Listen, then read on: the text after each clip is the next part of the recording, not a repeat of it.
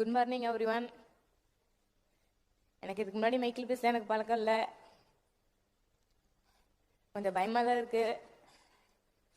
அதுவும் விஜய் தான் பக்கத்தில் நிற்கிறேன், ரொம்ப பயமாக இருக்கு. ஃபர்ஸ்ட் டைம் பேசுகிறேன், எனக்கு இதுக்கு முன்னாடி மேடையில் பேசுகிறேன், எனக்கு சுத்தமாக பழக்கமே இல்லை.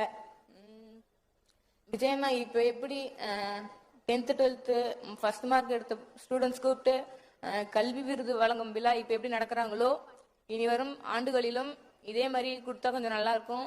ஏன்னா விஜய் அண்ணனை பார்க்கணும் அப்படின்றது என்னை மாதிரி இருக்க ஸ்டூடெண்ட்ஸ்க்கும் இனி வர ஸ்டூடெண்ட்ஸ்க்கும் ஒரு மிகப்பெரிய ஒரு கனவா இருக்கும்.